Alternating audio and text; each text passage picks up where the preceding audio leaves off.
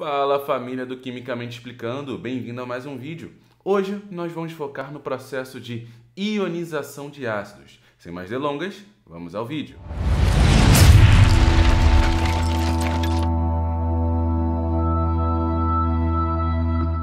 Então galera, vamos aqui relembrar qual seria a definição de Arrhenius e conseguir no processo reacional entender como que vai funcionar essa prática de ionização dos ácidos. Arrhenius propôs para a gente, em 1903, que um ácido é uma substância que, em água, libera íons H+. Esse íon H+, tem nome. Esse íon H+, chama-se hídron. No entanto, de forma complementar, nós podemos entender que esse H+, ele é absorvido, ou melhor, ele interage com a molécula de água, formando o H3O+, que vamos chamar de hidrônio. Se você observar uma equação química que está liberando H+, ou está liberando H3O+, quer dizer que, por Arrhenius, essa substância está sendo classificada como ácida. O ânion vai ser um ânion qualquer, e vamos representar esse ânion qualquer com a letra A. Esse A pode ser A-, A2-, A3-. A carga depende muito da quantidade de H+, ou H3O+, que podem ser liberados desse ácido. Por partes, vamos entender esse processo de uma forma um pouco mais visual. Trouxe para a gente aqui um videozinho que consegue elucidar, tal processo. Nós vamos pegar aqui o ácido clorídrico, ácido que tem no nosso estômago, ácido extremamente forte, formado por hidrogênio e cloro, onde o cloro é mais eletronegativo e apresenta um raio maior. Esse ácido, quando jogado em água, ele sofre um processo de ionização que quase 100%. Esse ácido é classificado como um ácido forte, ok? Ele libera alta quantidade de H+. O ácido nítrico, o hidrogênio branco, oxigênio vermelho e o nitrogênio azul. Também é um ácido extremamente forte. Ele libera altas quantidades de H+, em relação à sua porcentagem. O vinagre, o ácido acético ou ácido etanóico, nome utilizado lá na segunda série, é um ácido extremamente fraco. Ele apresenta uma dificuldade de liberação desse H+. Logo, ao liberar, ele logo recupera. Então, podemos perceber que, independente do ácido, seja forte ou seja fraco, há liberação do H+. Com isso, eu posso trazer para vocês a seguinte simplificação. HCl vai formar H+, e Cl-. Se eu tiver um outro tipo de ácido, como o H2S. O H2S, de forma de ionização completa, ele pode liberar 2 H+. Sendo assim, o seu ânion vai adquirir uma carga 2 negativa. Não é coincidência, tá bom? Temos o H3PO4, que é o ácido fosfórico. Todos esses nomes que eu vou introduzir aqui nesse vídeo, eu não vou explicar nesse vídeo. Teremos um vídeo específico para nomenclaturas de hidrácidos e oxiácidos que eu vou deixar aqui no card, ou no futuro. De boa? Então temos aí ácido fosfórico. O ácido fosfórico consegue liberar 3 hidrogênios. E ao liberar 3 hidrogênios, forma a estrutura aí PO3, menos. Só faltou o 4zinho aí na parte de baixo. Então seria PO3 menos em cima e 4 embaixo. Só para não refazer o vídeo, tá bom? Então nesse processo, há a liberação de 3 H+. Seguindo a ideia, nós temos aí o H4SB2O7. Ele libera 4 H+. Sendo assim, o seu ânion vai ter uma carga 4 negativa. Ok? De equação completa, como que eu poderia entender esse processo? Nesse processo completo, tem a presença da molécula de água. A molécula de água vai absorver cada H+ liberado, formando assim o hidrônio, o H3O+.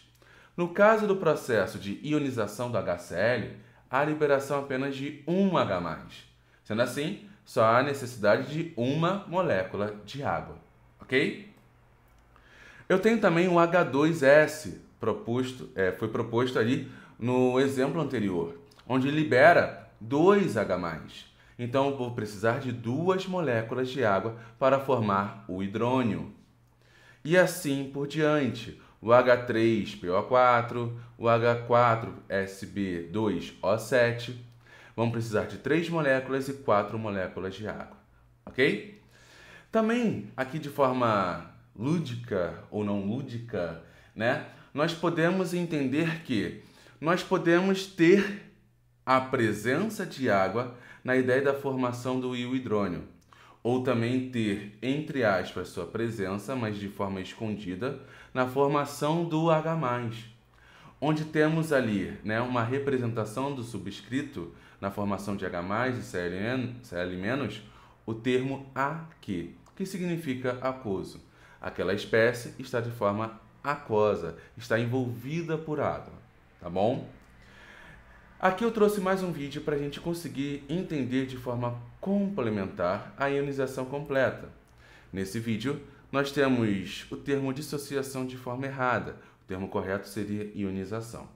Adicionando o ácido em água de forma visual e atômica, nós temos aí a liberação do H+, e essa liberação do H+ está sendo recolhida pela molécula de água. De forma geral, o HA, lembrando que é o A, é um ânion qualquer, tá bom? Esse H+ vai ser recolhido pela molécula de água e formar o ânion qualquer e assim o H3O+. Nesse processo, em ácidos fortes, como que vai funcionar? Nesses ácidos fortes, nós temos aí um grande quantitativo de HA sendo transformado em H3O+, e o seu ânion, A-. Então, a diferença de um ácido forte para um ácido fraco, nós vamos ver no quantitativo do produto, que no caso é o H3O+. No ácido fraco é o mesmo processo. A quebra, a liberação desse H+, só que a sua concentração é bem baixa, onde favorece o retorno e a formação do HA. Então, nós temos aí uma diferença no quantitativo. O ácido forte fornece muito mais H+, né? Muito mais H3O+, enquanto o ácido fraco não. Numa visualização dentro do ácido ao ser liberado, né, em cima da molécula de água, nós podemos fazer a diferença visual, onde o ácido forte vai liberar em quase sua totalidade o H+ para a água. Enquanto, só adiantar um pouquinho aqui o vídeo, né, o ácido fraco não vai conseguir liberar em sua totalidade, muito menos 50%, é abaixo de 5%. Isso caracteriza um ácido fraco. Então, ele, ao mesmo tempo que libera, logo após, ele consegue receber de volta esse H+, ok? Essa é a diferença de um ácido forte e também de um ácido fraco. Seguindo a nossa queridíssima aula, nós temos aqui, com auxílio, né, de um aplicativo, a ideia de um ácido forte e de um ácido fraco. Bem, em primeiro momento, eu só tenho dentro dessa minha solução água. E nessa água, o meu pH é exatamente 7. Quando eu acrescento um ácido fraco, perceba, olha a representação aqui embaixo do H3O+, como 4 esferas vermelhas. Nós temos um quantitativo de esferas onde tem uma proposta para a gente de uma formação de uma solução de pH 4,5. Lembrando que um pH abaixo de 7 é um pH ácido. 4,5 é bem ácido. Para vocês terem noção dessa acidez, a chuva é considerada ácida e perigosa quando tivermos um pH inferior a 5,5.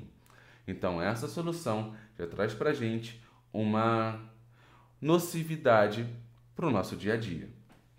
Um ácido forte, nas mesmas condições de concentração. Olha a situação do pH. O pH desceu bastante. Então, a influência do ácido forte é bem gritante. Isso, nós temos aí um pH, onde nós conseguimos medir né, de forma praticamente precisa e exata de como é esse potencial hidrogênio iônico dessa solução. Mas também podemos ter aqui, né, a fitinha de pH, que é o nosso indicador.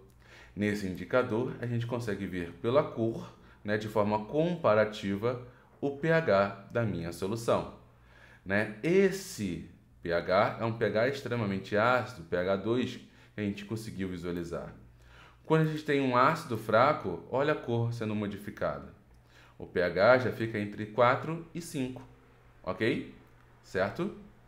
Também tem outra situação, outra característica dessa solução iônica. Nessa solução, nós podemos, com certeza, conduzir corrente elétrica. Quando nós temos um ácido fraco, ele apresenta um quantitativo de íons, né, de forma bem baixa em comparação ao seu ácido forte. Qual é a sua influência de forma visual? A força da luz. Quando a luz, né, quando a corrente elétrica passa por uma solução onde tem poucos íons, essa condutividade é comprometida, né? Quando você tem muitos íons, né, essa condutividade é favorecida. Então você tem ali uma formação de luz muito mais vigorosa, ok? Então um ácido forte consegue conduzir muito bem, né, em solução. Ácido forte mais a água consegue conduzir muito bem a eletricidade. O ácido fraco consegue conduzir? Sim, mas não tão bem. Beleza? Voltando aqui para a nossa apresentação, nós temos a seguinte continuação da ideia. Quantos hidrogênios ionizáveis nós temos? Né? Isso depende de cada ácido. Nós podemos ter aí, de forma visual, através da fórmula molecular. Se eu tenho na fórmula molecular um hidrogênio, quer dizer que eu vou liberar 1. Se eu tiver 2 hidrogênios, quer dizer que eu vou liberar 2. E assim sucessivamente. Essa ideia não está totalmente errada, mas não é 100% verdadeira, ok? Nós podemos ter essa ideia aqui com o HCl. O HCl ele tem apenas um hidrogênio e esse hidrogênio vai ser coletado pela molécula de água formando o hidrônio. Hidrônio e um ânion qualquer, que nesse caso é o cloreto, o Cl-. O ácido sulfúrico, representado aí em seguida, tem 2 hidrogênios. Se tem 2 hidrogênios ionizáveis, eles conseguem ser liberados e absorvidos pelas moléculas de água. Há necessidade de 2 moléculas de água, já que são 2 hidrogênios, formando assim 2 hidrônios e o ânion SO4 2-. Perfeito? Mas temos que levar, né, como cuidado o cara chamado H3PO3. Esse sujeito, na sua fórmula estrutural, perceba que um desses hidrogênios está ligado ao fósforo. Para perceber se o hidrogênio é ionizável ou não dentro de uma estrutura exposta como esta, nós temos que levar em consideração a eletronegatividade. A eletronegatividade do hidrogênio vale 2,2 e do oxigênio 3,5, de forma arredondada. O oxigênio, por ser mais eletronegativo, faz com que esse hidrogênio apresente uma carga parcial positiva. Quando o hidrogênio está ligado a um elemento, como podemos ver, bem eletronegativo, ele vai adquirir essa carga, tornando assim ionizável.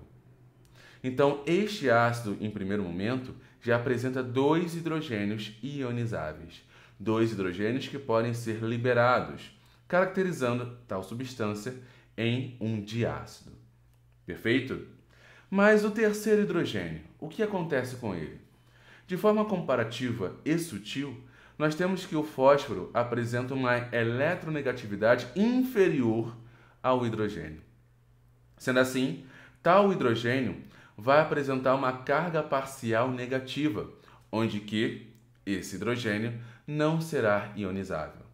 Então, mesmo na sua fórmula molecular, tendo 3 hidrogênios, apenas dois serão liberados. Vamos para a prática. como obter a tal equação? Essa equação, tem de forma geral, se eu for observar apenas a formação do H+, essa estrutura à esquerda. Enquanto, se eu for observar de forma completa, formação do hidrônio, H3O+, a estrutura da direita. Pegando 3 exemplos, nós vamos utilizar apenas a estrutura da esquerda. HCl. Como que eu devo montar? Como que é a minha metodologia? Primeiro de tudo, escreva na sua mente a seguinte frase. Para compostos binários, 2 elementos, ou ternários, 3 elementos, primeiro é o cátion, o resto é o ânion. Sendo assim, o HCl, por ser binário, o primeiro é o cátion, que vai formar o H+, e o resto é o ânion, que vai formar o Cl-. Faça a separação visual, H para um lado, Cl para o outro.